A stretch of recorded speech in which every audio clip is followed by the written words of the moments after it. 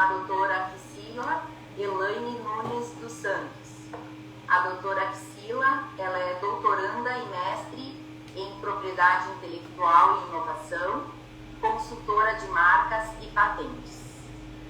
Boa tarde, doutora Priscila. Boa tarde. Não querendo corrigi-la, mas já corrigindo, meu nome é Kissila. É diferente, então realmente, né, é bom, né, alertar, tá bom? Eu gostaria de saber, então tá bom. eu gostaria de saber se a transmissão tá boa, porque o local às vezes pode ter alguma interferência da imagem, né? Para nós tá tudo certinho. Então a tá. imagem está boa também. Aí agora eu vou começar a passar os slides e a doutora confirma para mim, por favor, tá? Okay. Muito obrigada pelo convite, obrigada pela oportunidade. Gostaria muito de estar presente no congresso aí com vocês, mas nós estamos pela internet unidos e é um prazer colaborar com os conhecimentos que venho adquirindo na área de propriedade intelectual e criatividade e empreendedorismo para todos os participantes. Tá bom. Obrigada mais uma vez pela tua presença e passo para você então agora neste momento para fazer a tua fala. Ok.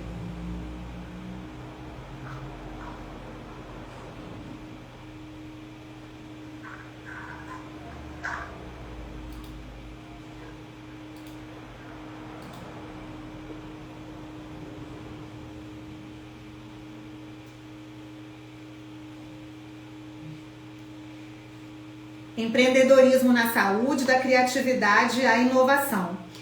Bem, como a professora e doutora Fernanda Câmara falou, né, eu sou da área do direito, portanto não sou da área da saúde, mas como estudante do direito ainda me considero, né, graduada, mas estudante do direito, eu estou sempre precisando e tendo o interesse de ler sobre a área médica, a área da saúde, e recentemente foi apresentada uma live, nós fizemos uma live em meu canal do Instagram, com uma empreendedora, professora da área da saúde.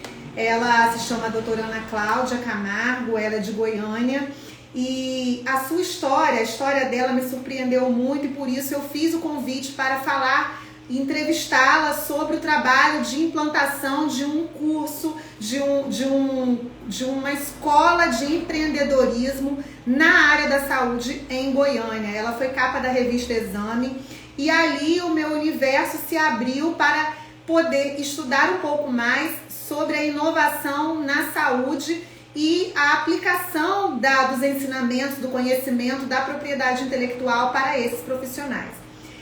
Claro que com a pandemia houve uma aceleração e eu não passei ainda para o próximo slide justamente porque eu quero fazer essa pré-introdução.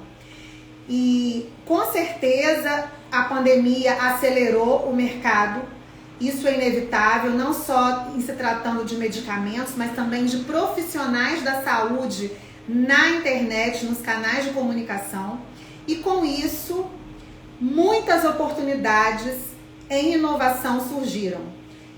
Com isso também, materiais didáticos, além disso, medicamentos e conteúdos na internet de maneira geral, invenções de aplicativos para a área da saúde, tudo isso multiplicou-se. Nós não conseguimos nem precisar a quantidade de inovações que surgiram a partir de 2020 para a saúde. Aqui eu trouxe alguns exemplos para os doutores analisarem e verificarem como que tem sido essa demanda e esse crescimento, esse avanço. E por isso nós hoje vamos falar um pouco sobre economia criativa, um pouco sobre empreendedorismo e um pouco sobre inovação e propriedade intelectual. Portanto, não há que se contrariar a ideia de que existe uma importância na criatividade e na inovação na medicina. Se nós hoje estamos vivos, é graças à inovação na medicina. Vivos pós-pandemia, vivos como pessoas integrantes de uma família, vivos como profissionais.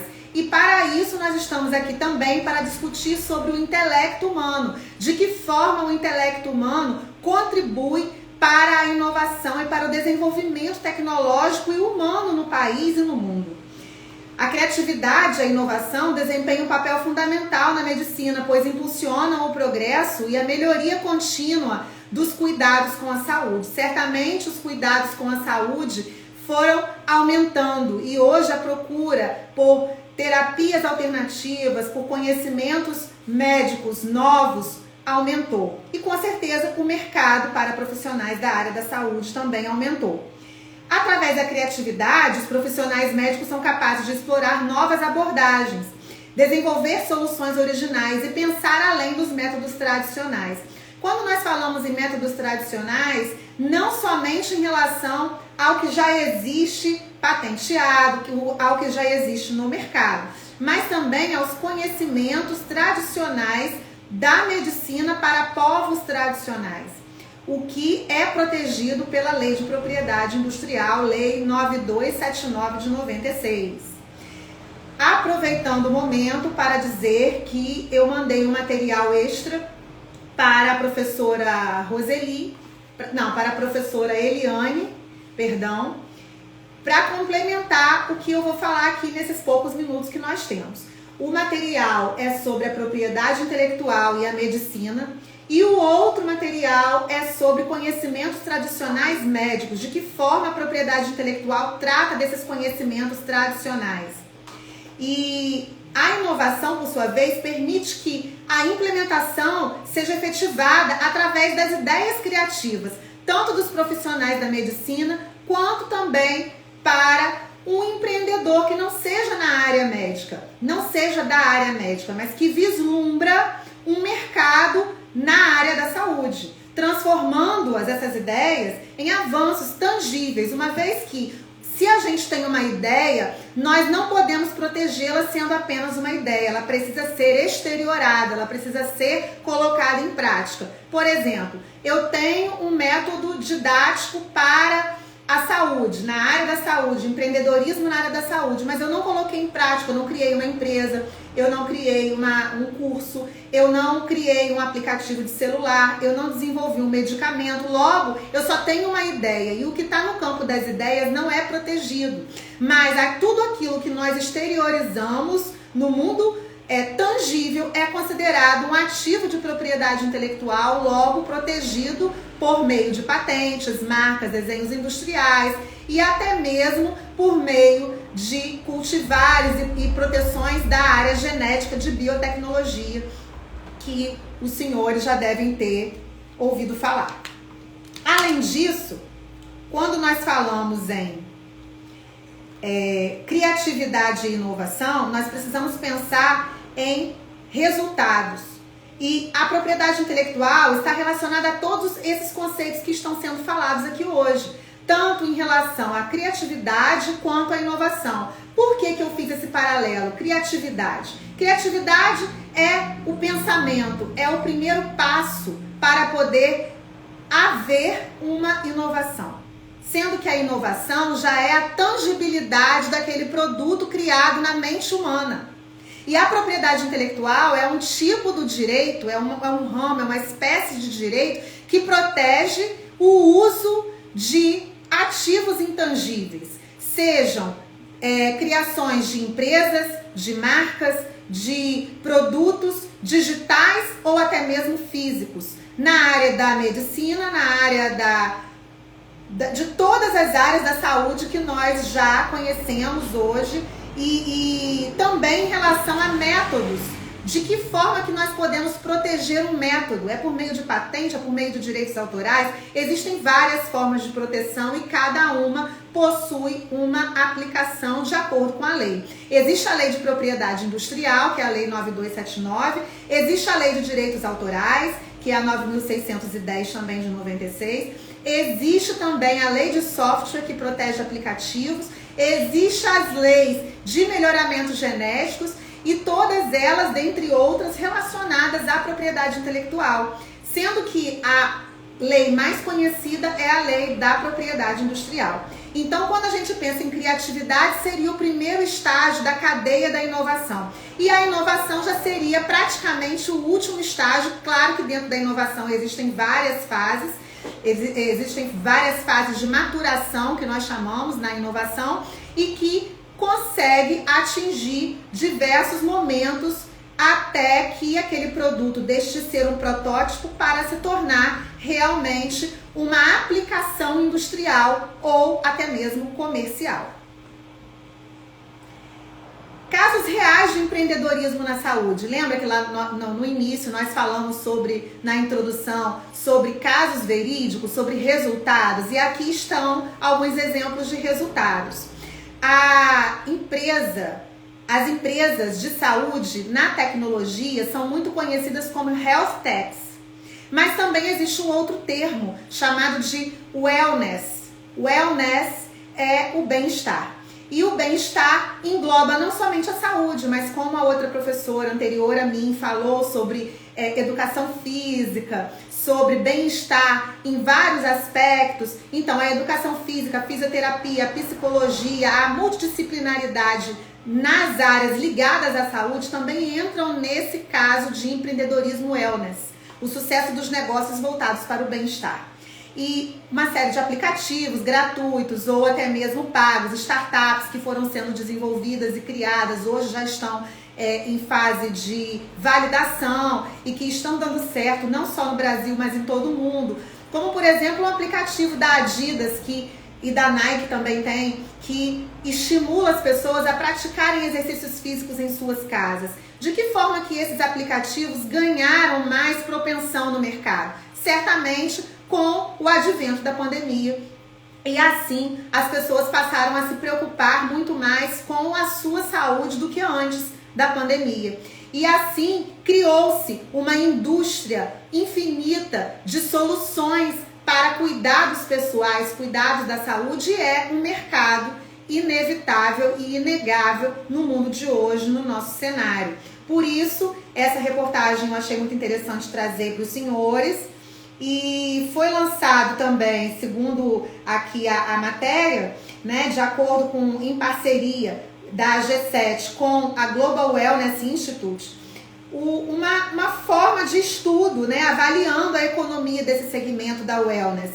E esse estudo avaliou os resultados em 400 bilhões de reais para este mercado. Então não é nada que se possa ignorar, esses resultados não são ignoráveis, uma vez que existe realmente uma fatia muito grande no mercado mundial, no cenário mundial, quando se trata de inovação em saúde.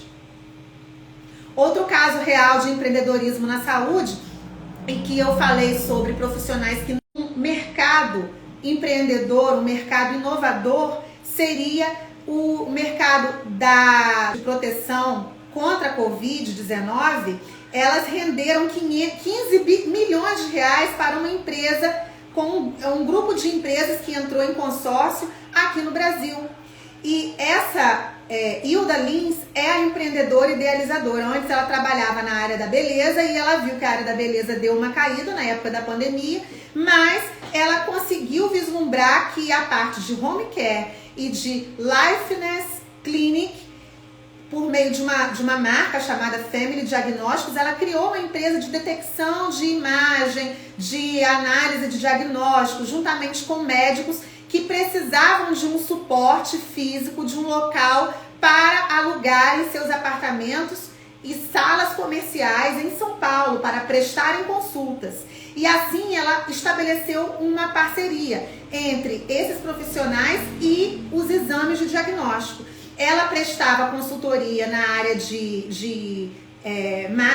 máquinas do diagnóstico, enquanto os médicos prestavam as consultas e recomendavam as máscaras e os exames clínicos do material que ela tinha em estoque, né? E foi um sucesso para essa profissional.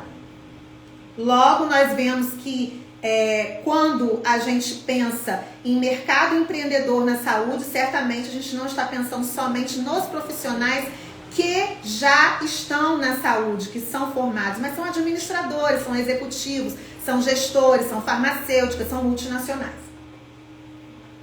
Terceiro caso real de empreendedorismo na saúde é o de ativistas que abraçaram a causa da cannabis sativa. E nós sabemos que além do canabidiol, para muito além do canabidiol, existem soluções de cosméticos, de outros tratamentos terapêuticos, de produtos que não necessariamente são para doentes terminais ou pessoas, pacientes com necessidades de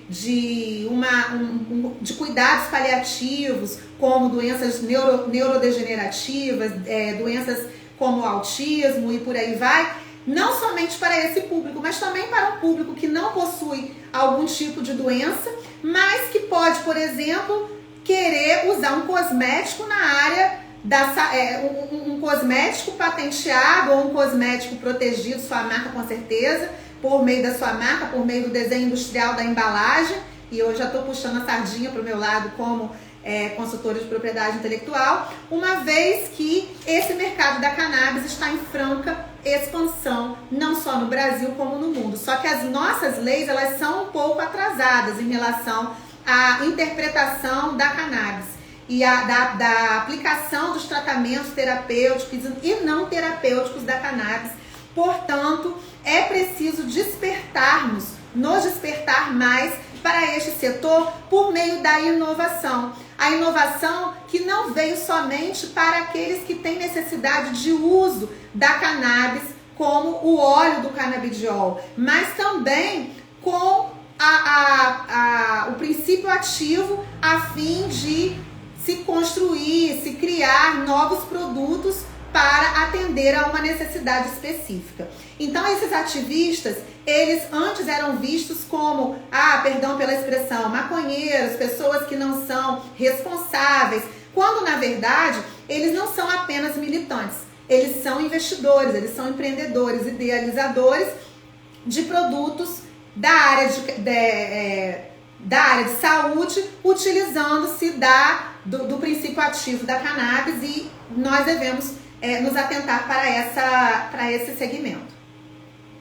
Agora nós vamos tratar da economia criativa, que é também um setor muito interessante para a área da saúde e que é tão importante no nosso cenário hoje, enquanto profissionais, seja de qualquer área que nós sejamos, quaisquer áreas que nós sejamos, porque é um tema tratado num dia específico de criatividade e inovação, reservado e registrado pela ONU. A economia criativa é um termo criado para nomear modelos de negócios e de gestão que se originam em atividades de produtos e serviços desenvolvidos a partir do conhecimento, seja em qualquer área.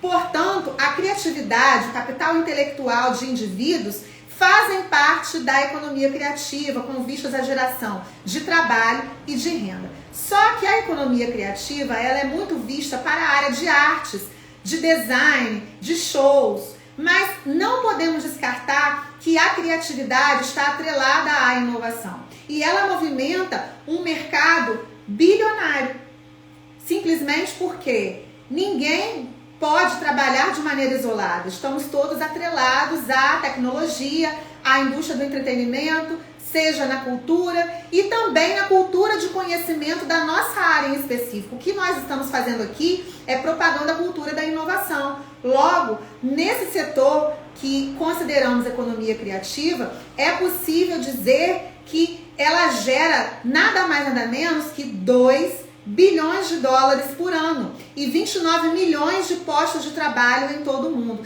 Mas como que eu vou pegar esse conceito da economia criativa e aplicar na área da saúde? Muito simples. A proteção da economia, o conceito de economia criativa, ele pode ser vislumbrado na área da saúde por meio, por exemplo, dos influenciadores digitais da área da saúde. Nossa, mas isso é tão fútil, isso pode parecer algo assim tão superficial, mas não é. Nós hoje, com a pandemia, vimos crescer assustadoramente o número de influenciadores digitais.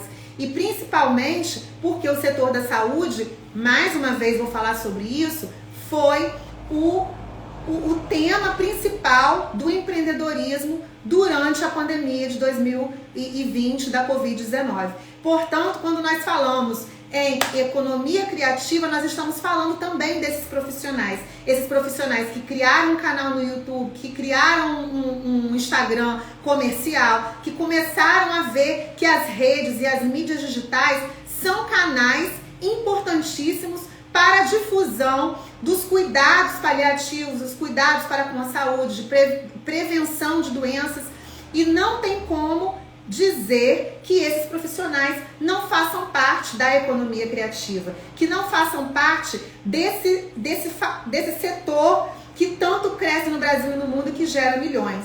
Uma vez que o conteúdo deles nas mídias sociais, ele gera empregos na área de economia criativa, porque um profissional como o Dr. Drauzio Varela, gostando ou não dele, dentre outros médicos de referência, a doutora uma pediatra, esqueci o nome dela agora, me perdoem, mas ela tá sempre no bem-estar, naqueles programas, né, na televisão de quadros de saúde, fora outros profissionais, o Átila e a Marino na área de biologia, biotecnologia, enfim, nós conseguimos vislumbrar, mesmo que a gente não se lembre o nome de todos. Eu sigo alguns médicos que eu admiro, aprendi a admirar o trabalho deles, e assim nós começamos a entender por que o setor da economia criativa, ele faz parte também da economia da saúde. Porque na saúde existe um capital intelectual próprio, existe um linguajar, um jargão próprio. Perdão, e quando nós falamos de aplicação desses conhecimentos para facilitar o alcance desses conhecimentos para o nosso dia a dia, aplicação para prevenção de doenças, uso de máscaras, vacinação, tudo isso nós estamos falando em divulgar o capital intelectual da área da ciência. Portanto, é de muita relevância nós prestarmos atenção que o dia 21 de abril é o Dia Mundial da Criatividade e da Inovação. Quando nós vemos esse robozinho aí nesse slide, nós conseguimos imaginar o quê? O que nós conseguimos imaginar? Que existe uma pessoa que está dando a ele um objeto que parece uma maçã, não sei se é de verdade ou se é de plástico, e assim ele pode fazer, por exemplo, diversos serviços que uma pessoa que não possui tantos movimentos ou que possui uma limitação física, ele pode fazer por meio de as habilidades desse robô.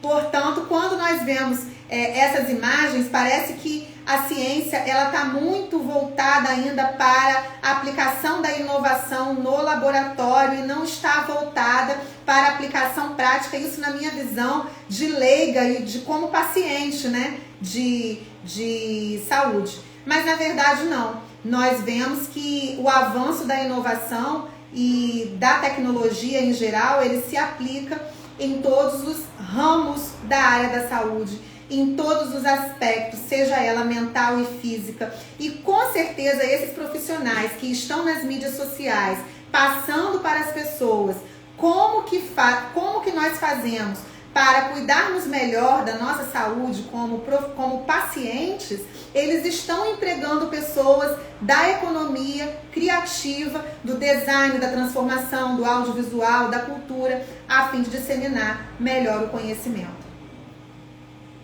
E com isso, quando nós falamos de criações intelectuais, nós precisamos falar sobre direito da propriedade intelectual. Essa disciplina normalmente não é utilizada nos cursos, não é aplicada nos cursos de graduação. Algumas vezes é falado na pós-graduação, no mestrado, no doutorado. Porém, é uma disciplina importantíssima que nós precisamos entender enquanto profissionais de qualquer área. Uma vez que os direitos da propriedade intelectual, eles protegem os ativos da mente humana, eles protegem as marcas criadas por médicos empreendedores, por exemplo, os médicos que desejem criar o seu negócio, se ele vai abrir uma clínica ou um laboratório, se ele vai aplicar o seu método de ensino, como que ele faz para preservar as suas criações, segredos industriais, o que é marca, o que é patente. Logo, infelizmente hoje nós não teremos o tempo hábil para falarmos sobre todas as áreas da propriedade intelectual. Então aqui eu vou falar sobre um apanhado de cada setor, de cada área, de cada tipo de propriedade intelectual. As marcas, elas são a forma de proteção do uso de nomes e símbolos. E quando nós pensamos em um projeto, um programa, um evento como esse, um produto, seja ele físico, seja ele digital, seja ele uma clínica, seja ele uma consultoria, nós pensamos em marcas. Quando nós falamos em marcas, a gente também não está se referindo apenas a pessoas de empresas, pessoas jurídicas, mas também a pessoas físicas. E como um profissional da saúde poderia proteger a sua marca? A sua marca, ela pode ser pessoal, ou seja, ela pode ser protegida por meio do CPF desse profissional. Logo, ele tem que elencar, reservar uma série de documentos específicos, procurar um consultor a fim de entender qual é a classe que ele deseja registrar. E aqui no escritório nós temos alguns exemplos de marcas na área da medicina. Temos uma clínica que atua na área de câncer de mama lá em Niterói, Rio de Janeiro. Eu sou de Campos dos Goytacazes, Rio de Janeiro, não falei na minha cidade, também estão todos convidados a me visitar aqui. Nós temos aqui na minha cidade uma faculdade de medicina também que tem mais de 100 anos de existência. E a minha cidade é a maior cidade do interior do estado do Rio de Janeiro. Certa vez me procurou um médico de uma clínica da área de saúde, medicina, voltada para a prevenção e as intervenções necessárias para tratamento do câncer de mama. E eles têm um evento chamado Nosso Dia Pink. E esse evento, Nosso Dia Pink, ele é um evento para promover a prevenção, a cultura da prevenção do câncer de mama. Olha só que interessante. É um evento que acontece sempre numa data lá que eles escolhem, eu não tenho certeza se é por mês. E a coordenadora do projeto é uma nutricionista. E ela me procurou dizendo que já existia uma clínica, não sei se é no Rio de Janeiro, mas que estava usando o nome Nosso Dia Pink, mas parecido com esse nome, Pink Day, alguma coisa assim, em inglês. E ela estava com medo dessa clínica perder a exclusividade no nome. Na verdade, eu expliquei para ela que a exclusividade nesse nome, ele só existe uma vez que esse nome é registrado e concedido no INPI. Se você está usando a marca, mas não solicitou a proteção dessa marca junto ao INPI, você não possui exclusividade. Qualquer pessoa pode chegar e registrar essa marca no seu lugar. E aí eles correram com o procedimento, já mandaram para mim na época todos os documentos, e assim nós conseguimos proteger o evento Nosso Dia Pink. Estou falando desse exemplo porque não foi o nome da clínica, foi o nome do evento. Mais para frente, eles procuraram o nosso escritório para proteger o nome da clínica, para apresentar uma defesa em nome da clínica deles, pois existia uma outra clínica com um nome parecido e eles tiveram que recorrer, mas infelizmente o recurso não foi concedido a favor da clínica. Ou seja, a outra clínica que já existia antes tinha exclusividade no nome, ainda que não fosse idêntico. Mas como que se dá essa questão da proteção do nome, ainda que não seja idêntico? Na propriedade intelectual existe uma classificação, um painel com uma tabela com diversos números de classes de registros de marcas. E assim, se o profissional ele é da área da saúde, ele tem uma classe específica para a proteção daquela marca. Por exemplo, a classe 44. A classe 44 é uma classificação internacional de proteção da marca na área da saúde. E assim, quem é psicólogo, nutricionista, quem é médico, quem é dentista, pode proteger os seus projetos, os seus empreendimentos nessa classe 44. Ah, Kissila, mas e se existir outra marca igual ou semelhante à minha nessa classe, eu não vou poder usar? Bem, a princípio não nessa classe. Mas é possível fazer novas buscas a fim de procurar, porque olha só, existem negócios da área da saúde que são protegidos em outras classes, como a classe de prestação de serviços tecnológicos, por exemplo, na classe de treinamentos. Então, se é uma universidade voltada para a saúde como essa, e também o curso da doutora Ana Cláudia, que eu entrevistei lá no início da nossa palestra, eu citei, e que ela criou um curso voltado para profissionais da saúde, que rendeu milhões, e que ela foi capa da revista Exame, seja qualquer tipo de curso, ele tem uma classificação diferente da classificação de registro da marca na classe médica. Por quê? Porque quando a gente fala de treinamentos, de aulas, a classificação ela é muito mais ampla. Então, dentro da própria propriedade intelectual, dentro da própria metodologia de registro da marca, existem formas diferentes de se proteger uma marca. Existem vários tipos de marca. Quando nós falamos do nome da marca apenas, a gente está se referindo à forma de apresentação nominativa da marca. Quando nós estamos falando da logo, ou do logotipo, ou da identidade visual, nós estamos falando da forma de apresentação mista de uma marca. Então, quando nós estamos tratando de uma marca somente pelo nome, significa que não necessariamente a logo está protegida. Logo, se o empreendedor da área da saúde deseja registrar a sua marca própria, seja como um influenciador digital, que pode sim ter a sua marca registrada, na área da saúde, seja como empreendedor, empresário, médico, que criar o seu próprio negócio de outra forma, essa marca ela deve ser registrada na área da saúde, mas também pode ser registrada na classe de prestação de serviços ou de treinamentos, por exemplo, como eu estou dizendo aqui. E para cada área e para cada produto, existe uma classificação específica, enumerada e descrita no site do INPI. Agora vamos passar para a parte de patentes. A parte de patentes, ela já é voltada para quem é mais técnico no assunto da medicina, para quem é mais técnico no assunto de biotecnologia e biociência, ciências biológicas. Mas não podemos falar de patentes sem lembrar dos casos das vacinas. As vacinas são melhoramentos, são descobertas, são pesquisas, são resultados de pesquisas e que podem e devem ter sua devida proteção. Uma vez que as vacinas chegam ao mercado, elas chegam ao mercado ou chegam até mesmo ao público, ao grande público, numa situação de epidemia, existe a situação que muitos jornalistas anunciam como quebra de patentes.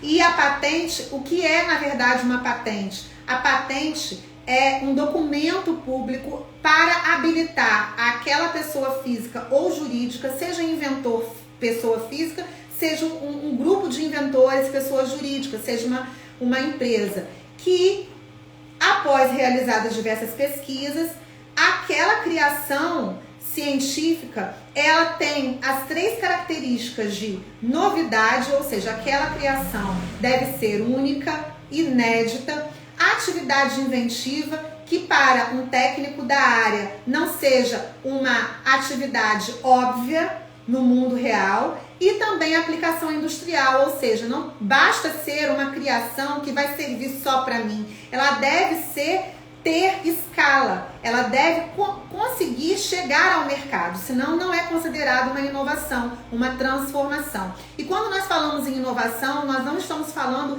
especificamente de algo disruptivo, transformador, como o Uber é na nossa vida, como o iFood no Brasil deu certo, como a Nubank, dentre outras startups, mas principalmente na mudança de estilo de vida das pessoas, que seja acessível e de baixo custo, mas que também tem essas 3 características da patente. O documento de patente, ele vai ser concedido pelo Instituto Nacional de Propriedade Industrial também. A patente de invenção, ela tem uma duração, enquanto a marca não tem uma prescrição, a patente possui uma prescrição. Que prescrição? Existe um lapso temporal para que aquele produto fique no mercado, continue no mercado, a fim de ter exclusividade para aquele seu detentor, para o detentor da patente. Além disso, esse produto ele pode ser negociado no mercado, ele pode ser vendido, transferido, licenciado, e assim os seus titulares recebem royalties por meio de contratos de transferência de tecnologia, de licenciamento de tecnologia. Além disso, Esses contratos, eles são ativos que podem ser negociados até mesmo no mercado financeiro. Quando uma marca, uma grande marca, quando uma Big Tech tem uma patente, quando uma empresa possui uma patente, ela tem exclusividade na exploração e na comercialização. E ela é a única responsável por permitir que terceiros utilizem das suas criações. Assim como na marca, somente o seu titular pode liberar, autorizar o uso daquela marca, também na patente o seu titular ele deve autorizar e com isso lucrar com a transferência daquela tecnologia, seja por meio de cessão, seja por meio de licença e dentre outras formas de transferência. Assim, nós estamos falando hoje, aqui nesse momento, dos dois principais ativos. Não existe um produto patenteado sem uma marca, mas pode existir um produto que tem uma marca registrada, mas que não seja patenteável. É interessante a gente vislumbrar dessa forma.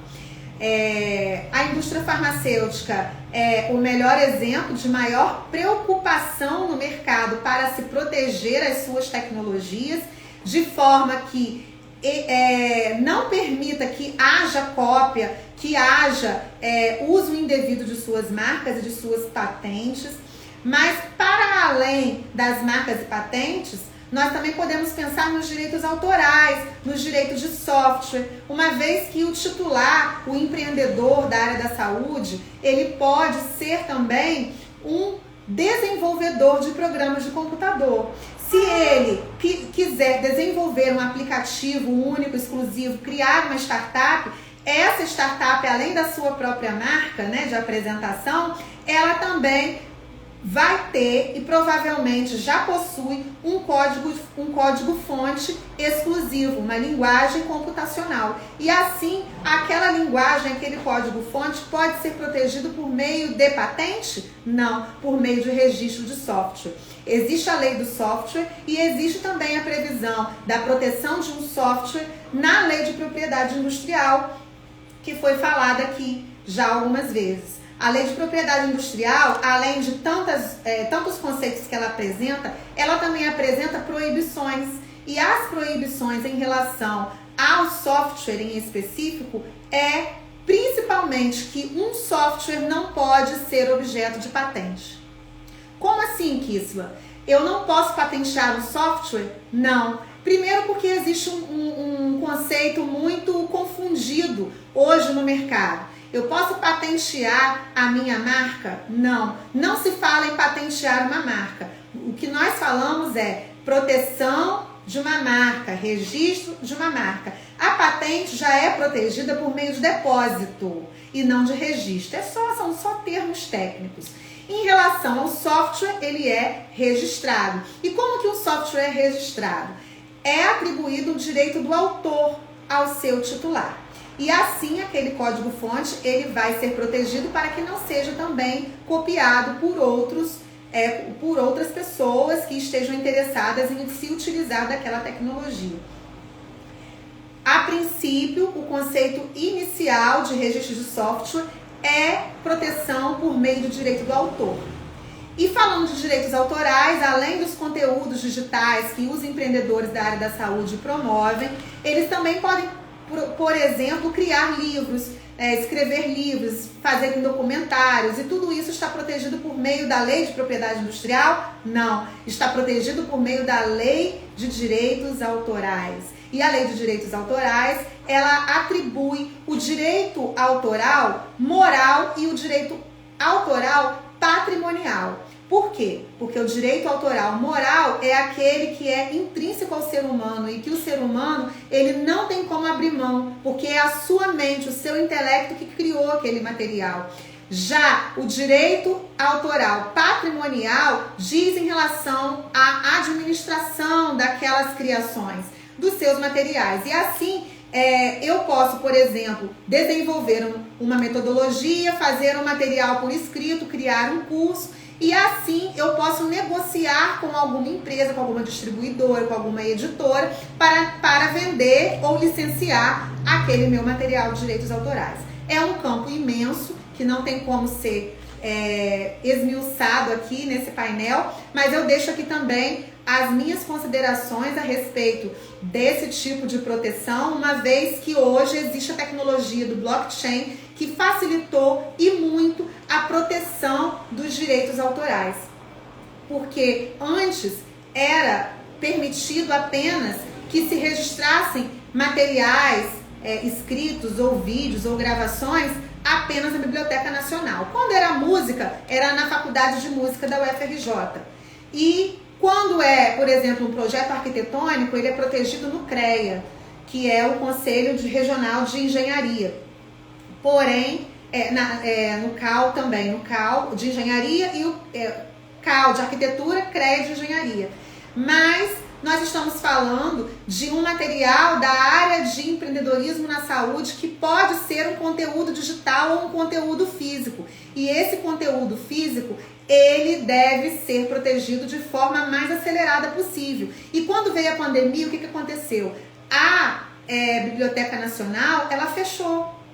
Ela é uma autarquia do governo. Logo, ela fechou. E como que se fazia para registrar e para esperar o processo todo de identificação daquela obra? Era mais trabalhoso, porque tinha que tirar xerox, tinha que numerar todas as páginas e rubricar todas as páginas à mão, mandar a obra física, por exemplo, se fosse um livro, para lá, no envelope, por Sedex, esperar meses e meses até eles apreciarem. Pois é, a blockchain ela veio para facilitar esse processo todo, uma vez que o registro de direitos autorais ele não é obrigatório, ele é facultativo. Porém, se ele não for feito, alguém pode registrar primeiro que você ou alegar que possui aquele direito sobre aquela obra. Logo, o direito autoral ele deve ser de forma preventiva registrado por questões de anterioridade legal. O que é isso? A fim de conseguir provar que aquela obra pertence a um titular e não a outro titular. Portanto, é muito importante buscar um profissional de consultoria, de propriedade intelectual, a fim de proteger esses ativos. Porque hoje você deve pensar de forma preventiva, prevenindo-se que a sua marca ela pode ser apropriada por outros, a sua invenção ou o seu modelo de utilidade podem ser apropriados por outros, bem como o design de um produto ou serviço, quando falamos em design industrial, e até mesmo as suas criações autorais em obras literárias, artísticas ou científicas, e também culturais, audiovisuais, projetos de arquitetura e engenharia. Só mais um momento para passar para o próximo. Muito obrigada. Eu vou deixar aqui meus agradecimentos. Peço desculpas por algum equívoco na minha linguagem, professora, por eu não ser da área da saúde, mas eu quis dizer para vocês, para todos os senhores, o quanto é importante a relação do profissional da área médica com a propriedade intelectual, com as criações humanas e também, principalmente, para que eles possam prevenir-se de futuros problemas, sejam eles administrativamente e até mesmo judiciais, tomara que não, com relação às suas criações industriais. Muito obrigada.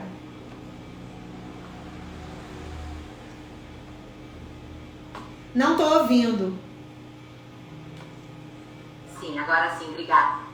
Com certeza, parabéns pela sua fala, foi muito esclarecedora. Eu acho que muito para nós que somos profissionais da área da saúde, né, são muitos pontos que tu tocaste, assim, que para nós muitas vezes a gente acaba, né, não sabendo, enfim, e não tendo esse conhecimento. Então, ficou muito claro realmente toda a diferença, muitas vezes, entre a marca e a patente, né, que às vezes só quem realmente trabalha ou quem faz, né, que acaba sabendo. Então, parabéns muito mesmo pela sua fala esclarecedora e muito informativa. Muito obrigada. Eu gostaria de dizer que é para mim uma novidade, a primeira vez que eu estou falando para o público médico, mas eu tenho certeza que esse público, ele é o principal público da inovação em relação à biotecnologia, à área da ciência. Uma vez que, além de pesquisador, o médico também é empreendedor. Hoje em dia, o empreendedorismo está muito latente na área médica.